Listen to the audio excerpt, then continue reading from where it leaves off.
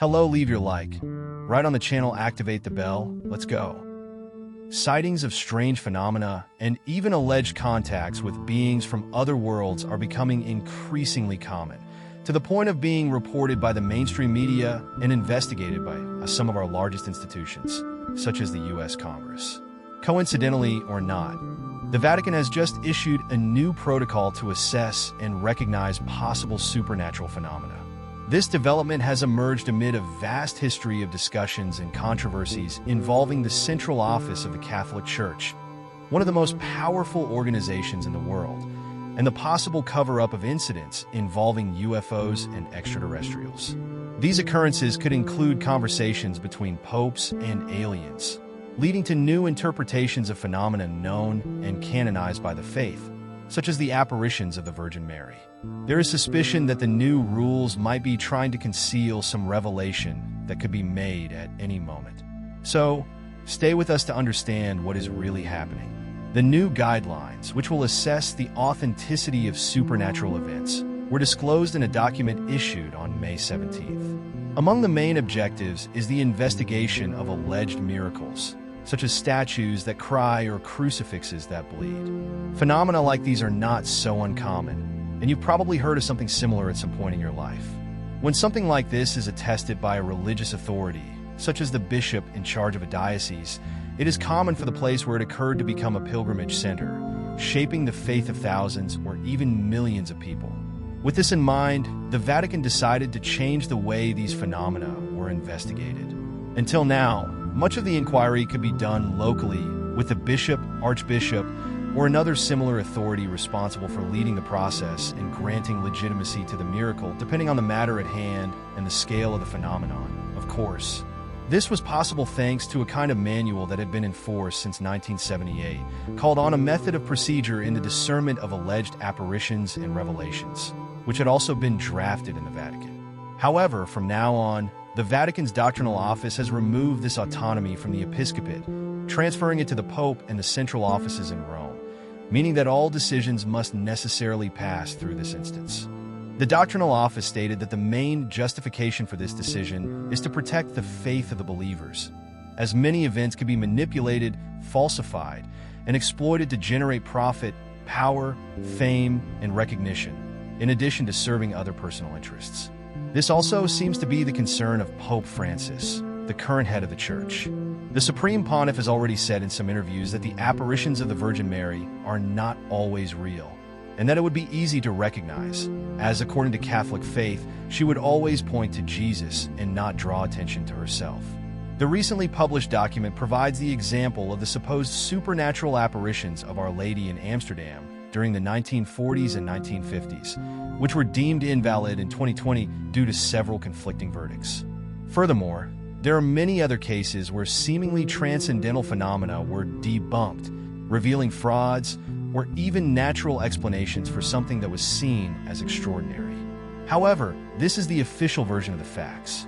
What happens is that in these new norms, there are several mentions of apparitions, visions, and revelations that are shaped by faith, as they are inserted into a religious context, but could easily be confused with sightings of beings of light that occur around the world, which, among other things, could be identified as UFOs and extraterrestrials. The interpretations by ufologists and enthusiasts can be even more intriguing. The fact that the Vatican is promulgating a set of norms like this at this point in time may indicate that we are about to witness an unprecedented incident, which could shake the foundations of beliefs and religions worldwide. This could happen, for example, with the confirmation of the existence of intelligent or non-intelligent life on other planets. From this perspective, the Church might already have a history full of ufological incidents, supposedly masked by elements of its doctrine. Have you ever heard of something like this? Let's look at some examples. To begin with, let's explore the story of Pope John XXII, the Pope who allegedly spoke with extraterrestrials. The event supposedly took place in 1961 and was recorded by Father Loris Capovilla, who was the Pontiff's personal secretary at the time. However, the news was only published in 1985 and was quickly silenced, as expected. According to the account, the Pontiff and his assistant were walking through a garden when a strong light appeared in the sky and, as the light, which was intermittent, slowly approached, it revealed an object resembling a large, oval-shaped ship that pulsed with different colors. The structure descended slowly until it landed on the grass. After a few moments, a strange being emerged. It looked somewhat human, but it was very tall, with elongated ears and a golden light around it. Perhaps out of reflex or fear, the Pope and his assistant knelt down, for even though they didn't know what it was, they knew it was not from this world. After spending some time in prayer with their heads bowed, they stood up and saw that the being was still there. It wasn't a vision or a mere hallucination. The Pope then decided to walk toward the entity and spoke with it for 20 minutes or more. The secretary was not called and thus chose to stay where he was. Although he couldn't hear anything, he saw his superior and the creature gesturing, indicating that they were indeed having a conversation. After some time, the being turned around, returned to the ship-shaped craft, and immediately disappeared into the sky. Pope John XCI returned and calmly said to his secretary, "God's children are everywhere, although sometimes we have difficulty recognizing our own brothers." They then continued their walk as if nothing had happened, never mentioning the incident again. In his notes, Father Loris Capovilla mentioned that the incident and the subject in general never left his thoughts. On other occasions, when he was with the Supreme Pontiff in the same garden, he would say that he was certain there were UFOs in the area, as he could observe several lights moving in the sky. However, he never had another encounter like that one. Pope John XCI passed away 2 years later, in 1963, taking his version of the events with him. This event is not widely known to the general public, unlike the apparitions of the Virgin Mary in Fatima, Portugal. If you are Catholic, you are likely familiar with this title of the Virgin Mary, but it's almost certain that you do not know this other perspective. At the beginning of the 20th century, Portugal was in a rather complicated context. The country had been devastated by a bubonic plague epidemic in 1899. The Portuguese Republican Party overthrew the constitutional monarchy to establish a new political regime in 1910, and World War I caused unimaginable damage across European territories starting in 1914. In short, the scenario was bleak. In the midst of all this, on May 13, 1917, in a region called Cova da Iria, 3 children witnessed an unprecedented phenomenon. Lucia, 10 years old, and her cousins Francisco, 9, and Jacinta, 7, were tending their sheep when they were startled by a loud lightning strike, followed by the appearance of a beautiful little lady, all dressed in white, standing on a holm oak, a tree typical of the region. The figure appeared to be young, wore a cord around its waist, and was surrounded by a bright light that dazzled the eyes. It told the children not to be afraid, as it would not harm them. It also said that it came from the heavens and instructed the shepherd children to return to that place every month on the 13th for new revelations. Although its identity was not revealed, everyone around the children interpreted the phenomenon as an apparition of the Virgin Mary, as the Catholic religious context was the most prominent at that time and in that region. The event repeated itself in June, July, August, and September, each time with more witnesses present. The climax occurred on October 13, 1917, when more than 50,000 people witnessed what became known as the Miracle of the Sun. It was raining heavily that day, and the crowd was eager to witness the manifestation of the Mother of God. According to witnesses, the phenomenon began around 2 p.m., when a strange cloud quickly approached and emitted a luminous beam that cut through the sky. From it, a silver globe detached and went toward the holm oak where the figure usually appeared. The apparition spoke to the shepherd children as usual and soon returned to the globe. At that moment, the rain stopped, the object took the place of the sun, and began to move across the sky. A strong wave of heat swept over the area, drying the wet clothes and even burning the skin of some people. Witnesses claimed that the object emitted lights in various colors, and just before it disappeared, they glimpsed beings inside it, which were interpreted as members of the Holy Family. All this leads us to reflect that, depending on the perspective adopted, some phenomena can be interpreted through religious lenses and recognized as miracles or supernatural experiences. However, When removing the concepts of faith, these episodes could easily be understood as experiences with beings from other planets. Perhaps this is the Vatican's concern, as it seeks to concentrate decision-making power in its headquarters. We may not have difficulty accepting the fact that there is life beyond Earth, especially in the case of unicellular organisms. But could we handle the possibility of life in other dimensions or existing entities? Only time will tell. Astronomers are receiving quite strange radio signals, with a periodicity of nearly an hour, coming from somewhere in the universe, and scientists still do not know how to explain them. These signals were detected by giant radio telescopes installed in various locations. Radio telescopes are crucial instruments for astronomy from its early days, and it was through them that much was discovered about space. It was also through some of these telescopes that we received inexplicable signals from somewhere in the galaxy. What are these signals? Could they be evidence of life on another planet? Radio telescopes allow scientists to detect radio waves emitted by celestial bodies, exploring phenomena invisible to optical telescopes. They can operate day and night, regardless of weather conditions, and provide a detailed view of a wide range of astronomical objects and phenomena. Today, there are over 100 radio telescopes used by astronomers around the world. One example is the 500-meter aperture spherical telescope, FAST, located in China, which is currently the largest in the world.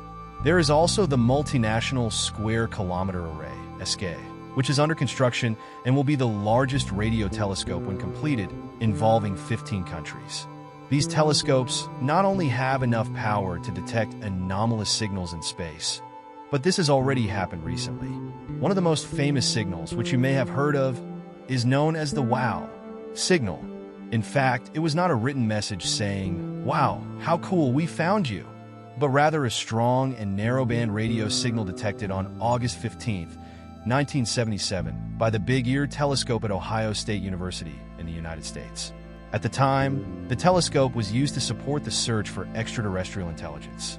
The signal lasted 72 seconds and was so significant that astronomer Jerry Emmon, who discovered it, wrote "Wow" next to the printed data. Despite much speculation, the origin of the signal has never been definitively explained, and it remains one of the most intriguing and discussed signals in the search for extraterrestrial life. Some suggest it could have been a transmission from an alien civilization, while others propose natural or terrestrial explanations. In 2020, during the coronavirus pandemic, astronomers from Cornell University in New York also detected signals coming from another solar system, and this discovery surely intrigued them, as it is the first radio emission collected from a planet outside our solar system. At the time, Cornell astronomers used a radio telescope located in the Netherlands to study 3 different stars known to have exoplanets and detected radio bursts emanating from the constellation Boötes. The team, led by Cornell postdoctoral researcher Jake D. Turner, along with Philip Zarka from the Paris Observatory and G. Matthias Greiser from the University of Orleans in France, published their findings in an edition of Astronomy and Astrophysics. According to Dr. Turner, the signal comes from the T Boötes system, which contains a binary star and an exoplanet. He and his team argue that this emission might have originated from the planet itself, based on the strength and polarization of the radio signal and the planet's magnetic field, which are consistent with theoretical predictions.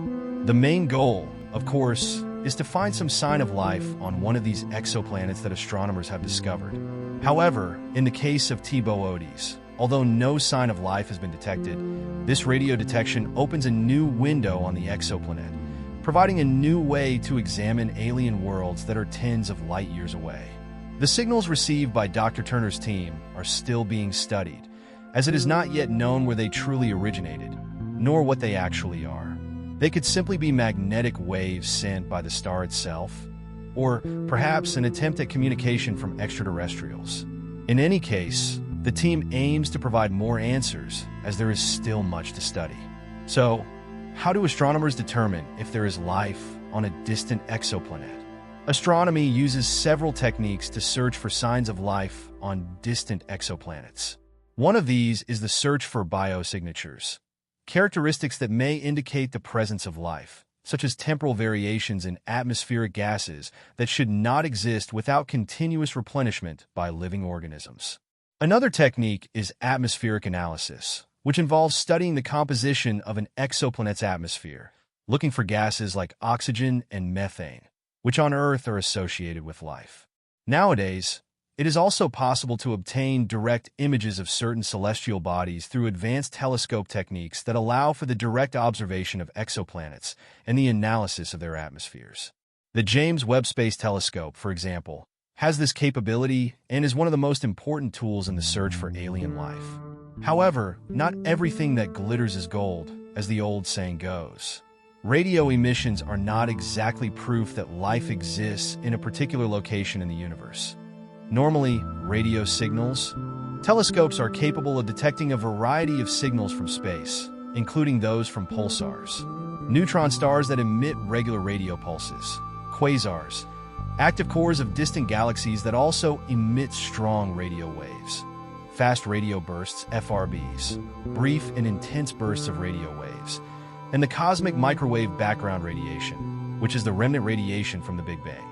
They also detect neutral hydrogen, represented by the 21 centimeters line, which helps us map the Milky Way.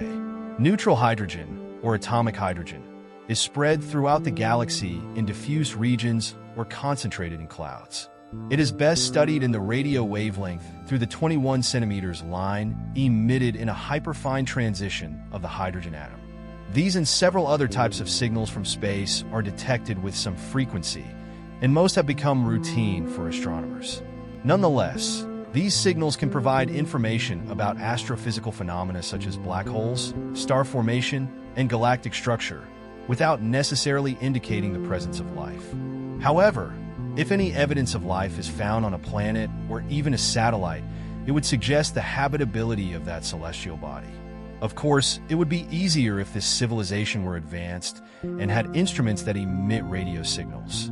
Otherwise, another type of instrument would be needed to identify the presence of certain gases in the atmosphere, gases released by the constant activity of inhabitants in that location. The ideal biosignature in an atmosphere to indicate the presence of life on a planet would include oxygen, typically produced by photosynthesis in plants and algae, methane, which can be produced by microbes known as methanogens, carbon dioxide, which, although a common gas, in high concentrations can indicate biological processes, ozone, formed by the reaction of oxygen with ultraviolet light, indicating the presence of oxygen on the surface, and hydrogen sulfide and sulfur dioxide, which are usually associated with biological activity in some environments.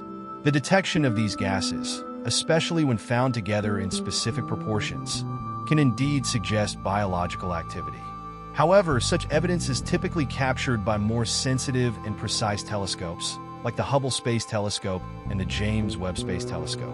These telescopes are equipped with spectroscopic instruments designed to analyze the composition of atmospheres and other celestial phenomena in detail. Transmissions and emissions, using measurement techniques, are capable of detecting gases and other elements in the atmosphere. Transmission spectroscopy, for example, is used when an exoplanet passes in front of its star in a process known as transit. The light from the star filters through the planet's atmosphere, and different gases absorb different wavelengths of light, creating a pattern in the spectrum that can be analyzed to identify the present gases. Spectroscopy of emission is similar, occurring when the planet passes behind the star and the light it emits or reflects is temporarily blocked.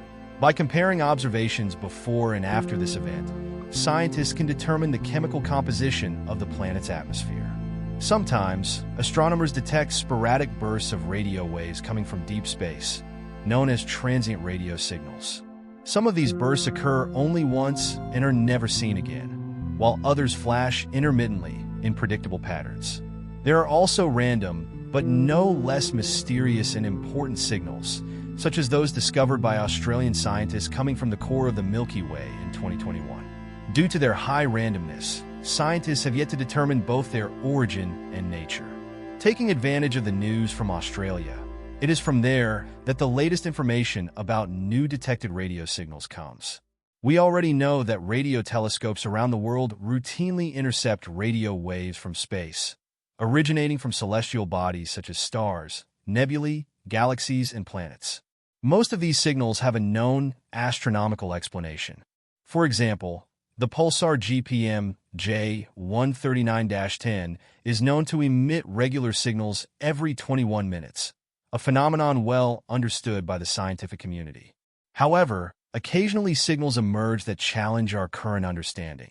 One such cosmic mystery arose when the ASCAP radio telescope, located in the Italian outback, detected a peculiar signal with a remarkably precise periodicity of 53.8 minutes. This signal is distinguished by presenting three distinct emission patterns: brief flashes lasting between 10 and 50 seconds and directed in a single vector; shorter pulses, approximately 370 milliseconds, that propagate in multiple directions, and intervals where no signal is detected. With the collaboration of the Emmerich Radio Telescope in South Africa, these variations were meticulously analyzed.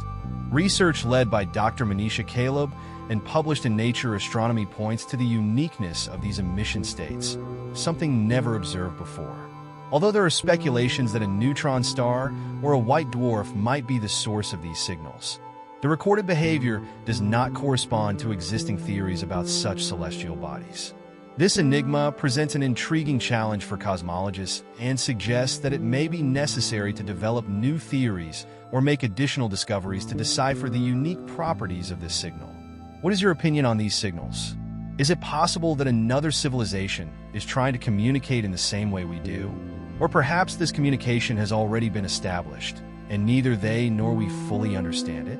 One thing is certain: with the advancement of technology, we are getting closer to definitively asserting that we are not alone in the universe, or of course, the opposite, which would be a less encouraging news in the end.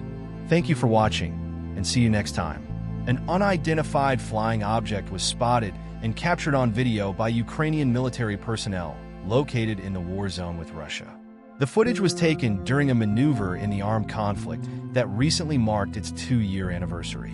The clip was shared on social media and quickly went viral, gaining prominence in major news outlets around the world. In today's video, we will share all the information we have gathered about this incident so far. Additionally, we will show that this is not an isolated case and that events like this, especially those related to conflict zones, might hide phenomena beyond our understanding. First, let's check a segment of the footage that is being released. As we can see, it appears to be a type of craft with a rounded, flattened shape, literally a flying saucer, the most common form associated with possible alien spacecraft in popular imagination. The appearance causes an immediate stir among the men watching, who begin to question what it could be, why it is not moving, and why it is not shooting at them. Soon, the conclusion they reach is that it must be a UFO. In theory, the acronym UFO, OVNI in Portuguese, encompasses all phenomena involving sightings of flying objects that, at first glance, cannot be identified. In most cases, these sightings can be explained by human activities, such as weather balloons, drones, satellites, aircraft, or even espionage devices. However, the term UFO has become so popular that almost all its uses now refer to enigmatic events that cannot be immediately explained, leading to a single hypothesis: that they could be alien beings from other planets. This is why Americans changed the terminology in their investigations, especially after testimonies presented to Congress, which led to the subject being taken more seriously. Now, these types of sightings are classified as UAPs, unidentified anomalous phenomena, which in practice means essentially the same thing: unidentified anomalous phenomena. However, when soldiers from the 4th Battalion in Ukraine claim they are facing a UFO, they are traditionally suggesting it might be something from another planet, as no explanation has proven otherwise. The way the video was made supports this possibility. The footage was captured by one of the 300 thermal imaging drones used by the Ukrainian armed forces. The device was about 150 meters above the ground, and its special sensors showed that the UFO was warmer than its surroundings. Although an error message appears in the upper corner of the video, leaving more questions than answers, the most striking fact is that the device estimated the object was about 50 kilometers above the ground. This might seem insignificant at first, but it's a remarkable detail because the troposphere, the first layer of our atmosphere where airplanes and most aerial vehicles circulate, is only 15 to 17 kilometers high, depending on the region. Therefore, the mysterious object was likely in the stratosphere, a rarefied region where only jets and special spacecraft can reach, or even in the mesosphere, a cold and distant area where meteoroids usually burn up before falling to our planet. In other words, even if the supposed UFO is the result of human activity, it must be something large and highly advanced technologically, as this environment is not conducive to the common vehicles we are used to. Additionally, the extremely high level of control that such a phenomenon would require further adds to the mystery. The object, which appeared to be stationary and seemed to be floating, did not show any visible signs of propulsion, such as jets or propellers, in its structure. This was reminiscent of another UFO incident in a conflict zone that occurred in northeastern Iraq, near Baghdad, in May 2022. The images were captured by U.S. spy drones, equipped with the same thermal imaging technology, and were released by the British news outlet Daily Mail. From the 6 publicly available photos, it was possible to see that the object moved across the frame from left to right, but showed no signs of engines or propellers identifiable by the heat-sensitive camera. This led to the event being referred to as the Baghdad Ghost. The object also appeared to lack wings or fins, and there was no structure identifying it as a glider or similar craft. The British newspaper reported that some internal sources from the U.S. Air Force indicated that the vehicle appeared to be under intelligent control, but it was impossible to determine who was behind the operation. The mystery deepens when we observe that the enigmatic artifact, which has a thin and elongated structure, appears darker than the background of the image, suggesting it is colder than the surrounding environment. Additionally, its trajectory seemed to leave a trail, which could either be a visual artifact from the video-to-photo conversion or a trace of an unknown propulsion system. The U.S. Air Force stated that it did not target the UFO, or UAP, as the new official term is, because no potential threats, such as the presence of warheads or firearms, were identified. With only these images and no other sources or clues for investigation, it was not possible to determine whether it was a foreign military craft or equipment from another planet. The Daily Mail reported that the images were leaked by internal sources from the U.S. Air Force, who were frustrated with the numerous cases buried by government actions, intelligence services, and the military that prevented the public from knowing about them. This was confirmed by statements from former officials in the American Congress last year. Along with the Baghdad Ghost footage, other images captured by U.S. military personnel in northern Iraq in 2016 were also released, showing an object. A metallic, circular object was filmed from above as it flew over the city. Like the previous case, the footage surfaced due to a leak rather than a spontaneous release. At the time, U.S. President Joe Biden explained that certain information must be kept confidential for security reasons. He stated that phenomena like these, especially those occurring in conflict zones, are constantly investigated and monitored by the U.S. government, including intelligence services and the military. Although most events are not reported, this was emphasized at the beginning of last year, shortly before the congressional statements that gained significant media attention and international relevance. 2 Air Force veterans visited the Pentagon offices to testify about their experiences with UFOs while performing their military duties. This case was also reported by Daily Mail and attracted attention, particularly due to the following statements. Former officer Robert Sayers testified that he witnessed a frightening phenomenon, an orange flying saucer that inexplicably deactivated 10 nuclear warheads at Malmstrom Air Force Base in Montana in 1967. Another former officer, Robert Jacobs, informed the Pentagon that he had recorded a 35mm film in 1964 of a UFO that fired a missile during flight. It was speculated that this could have been a test or a detonation to deactivate the device, but it was never explained, nor was the origin of the craft performing this maneuver. All these cases, including the most recent one in Ukraine, share a common feature. They were observed or recorded in military or conflict zones. This may suggest 2 possible explanations. Since these strategic areas are crucial for potential victory or defeat in a conflict, they are likely to be targets for both directly involved parties and those indirectly committed, such as allies. Therefore, it is natural to assume that various efforts, including drones, spy vehicles, probes, and even ultra-technological secret or pioneering equipment unknown to the public, will be deployed in these regions. But they can play a decisive role in sensitive matters, such as an armed conflict.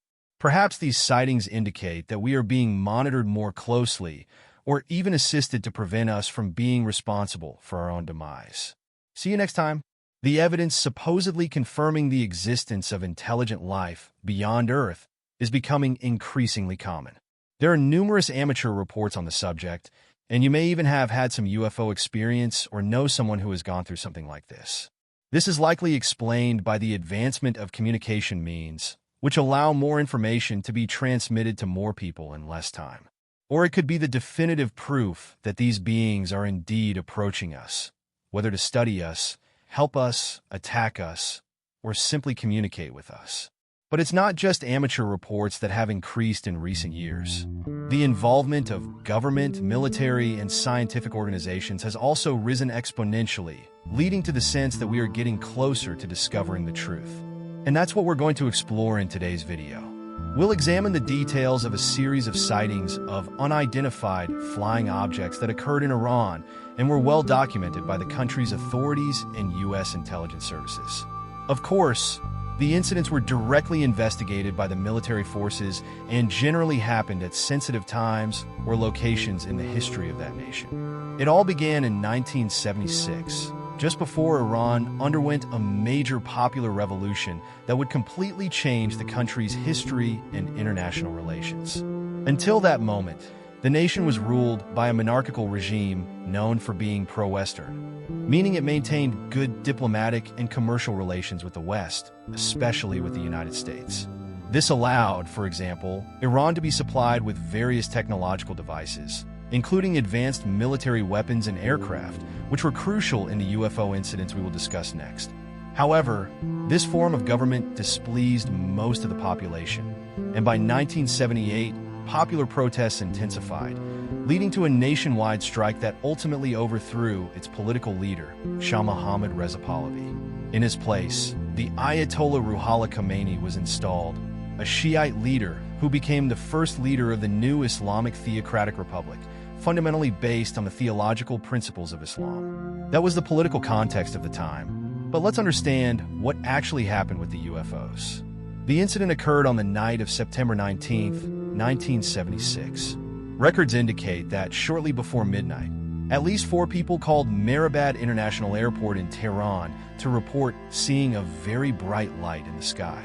Coincidentally, the airport radar was inoperative for maintenance, and it was not possible to verify the sighting. It was not possible to verify what was happening from a distance.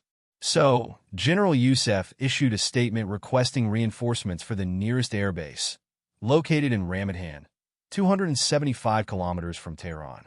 Initially, the officers questioned the request as they were not tracking anything abnormal on their equipment. However, after he spotted the light with his own eyes, he immediately requested that a McDonnell Douglas F-4 Phantom fighter be sent, one of the models purchased from the United States. The aircraft was dispatched and was being piloted by the lieutenant. He had weapons in the back seat in case it was necessary to intercept a potentially dangerous target. However, as soon as the fighter arrived in Tehran's territory, all navigation and communication instruments stopped functioning. The pilot had to fly in the dark, relying only on his experience and the limited visibility through the cockpit. Since it was very risky to continue flying under these conditions, he opted to turn around and return to base. Once the flight path was altered, the instruments started functioning normally again. Another fighter was sent shortly afterward, at 1:40 a.m., piloted by Lieutenant Parv Javari. This time, the instruments did not collapse immediately, and the pilot managed to spot the object from a considerable distance. According to his report, the object emitted alternating flashes of blue, green, red, and orange, but they were so fast that they seemed to be visible all at once. When Lieutenant Javari approached to within about 50 kilometers, his radar was able to lock onto the unknown object. According to the F-4's equipment readings, it could have been a Boeing 135, an aerial refueling aircraft with 4 engines, 42 meters long and 40 meters in wingspan. In other words, a very large aircraft. Due to all the characteristics observed during this occurrence, everyone knew it was not a C-135. It was just an indication from the fighter's predefined system, designed to recognize stimuli similar to those stored in its memory. Everyone involved knew it was something different, especially given what happened next. While Lieutenant Javari was pursuing the UFO south of Tehran, he observed a second bright object approaching him.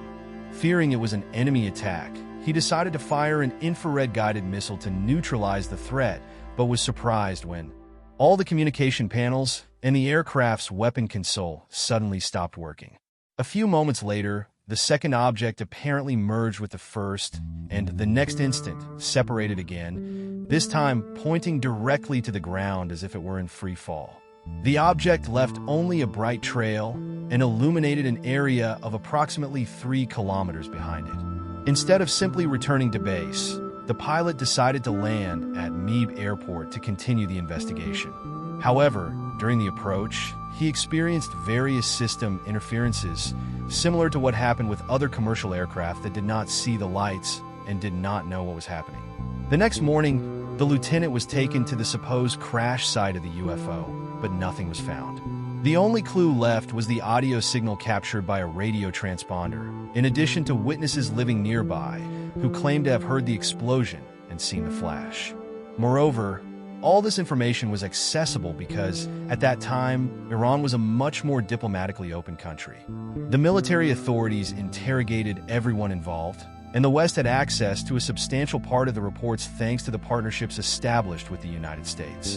Until 1977, many American engineers and mechanics lived in Iran, mainly to build and maintain the more than 225 aircraft that were sold.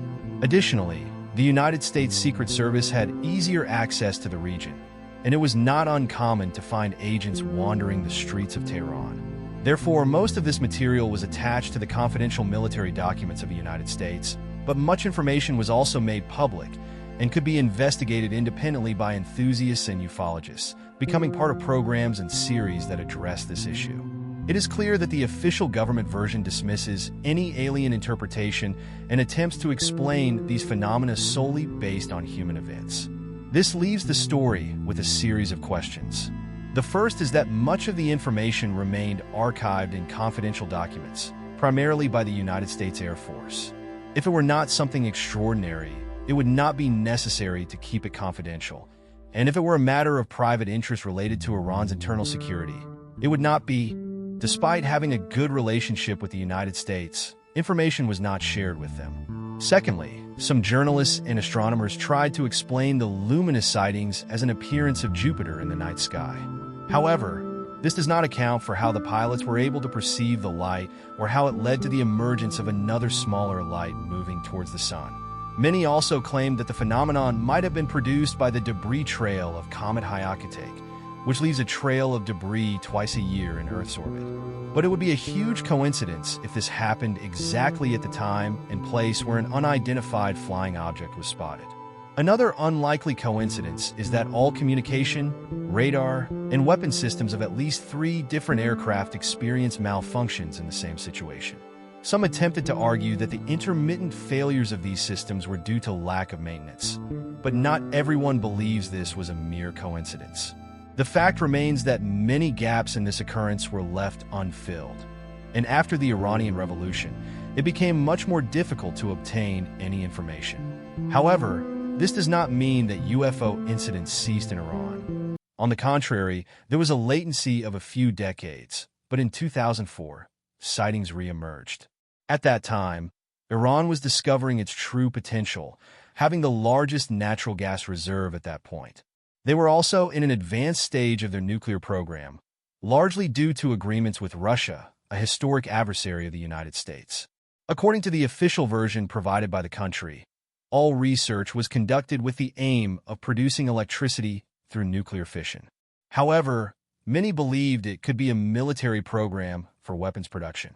It was within this delicate context that Iranian military personnel heard the alarm from one of their nuclear facilities, indicating that an unidentified and unauthorized object was flying over the region. They immediately deployed their F-14 Tomcats, a supersonic version created to replace the F-4.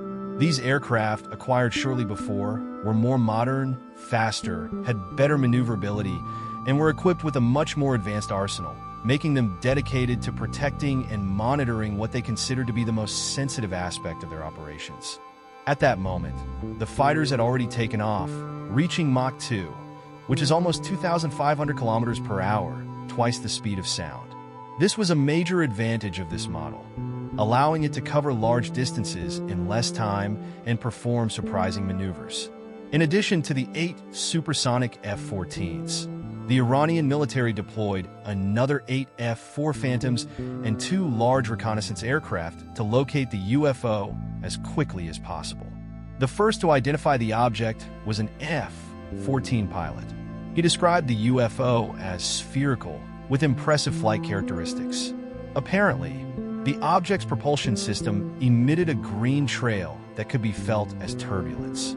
The pilot attempted to follow the UFO, but it was like flying through a storm of lightning. Furthermore, when he tried to lock the object on his radar to facilitate identification and tracking, the equipment malfunctioned, forcing him to proceed without that reference. Nevertheless, the pilot communicated the situation to his colleagues, and they planned to flank the UFO from the sides, avoiding the turbulence trail it left behind and attempting to intercept it. However, as they approached, the object shot away like a comet, leaving the atmosphere and leaving only a green light trail behind. The next occurrence was only reported 8 years later, in 2012. Everything seemed normal in Iranian airspace until a point suddenly appeared on the radar, as if an aircraft had been camouflaged and then suddenly became visible. The military sent their fighters, but a terrible tragedy occurred. Shortly after taking off, one of the F-14s exploded in midair, killing the pilot and an armaments officer on board. The aircraft was consumed by a ball of fire, something considered highly unusual in aviation. There was no apparent attack. No one observed a projectile approaching, which led many to believe that the UFO used some form of advanced weaponry, such as a laser beam capable of heating the fuel tanks and incinerating the aircraft in the air. Even after this incident, the other F-14s continued to pursue the unidentified object, but, as with previous events, the UFO vanished. Here's the text translated into English. Whenever they tried to lock onto the target with the radar or weapon systems, a general malfunction prevented the mechanisms from working, and they had to continue the pursuit based solely on their experience and the low visibility provided by the cockpit of the aircraft. In an attempt to interpret the object without using weapons, some pilots flew past the UFO, while others continued to follow its trail. As mentioned, the F-14s had the capability to reach the impressive speed of Mach 2, almost 2,500 kilometers per hour, so performing such a maneuver would not be difficult. However, they were surprised and overtaken by the object, which passed them at an approximate speed of 12,000 kilometers per hour, equivalent to Mach 10, or 10 times the speed of sound. At that time, and even today, no known aircraft could achieve such a mark. Currently, there are experimental vehicles approaching Mach 9, but nothing compares to the agility and performance of that object on that occasion. The Iranian fighters did attempt to pursue the UFO, but, obviously, fell behind and could only watch as it left Earth's atmosphere. All these cases share very similar characteristics, especially related to the incredible technological capabilities of the unidentified objects, such as their ability to interfere with radars and highly sophisticated weapon systems, and to allow or prevent the Iranian military from knowing of their existence. The official version from Iran, especially regarding the incidents of 2004 and 2012, after the Islamic Revolution, is that the events were caused by spy aircraft, likely American, aiming to control and or steal sensitive information from the Iranian government. This is a hypothesis to consider, but no known technology today is capable of performing the feats observed. It could be that an advanced device or an unrevealed technology is behind these phenomena. It's possible that a spy device could intercept the radar and weapon systems of enemy aircraft. However, no known manned or unmanned vehicle can achieve the speeds observed here. Additionally, there is no technology capable of moving so freely through the atmosphere. Otherwise, our plans for space exploration would be much more advanced by now. You might argue that such advanced technology especially that used for espionage, might not be disclosed to the public. But what if the goal was to spy on Iranian facilities? Why would the vehicles be equipped with lights visible from miles away?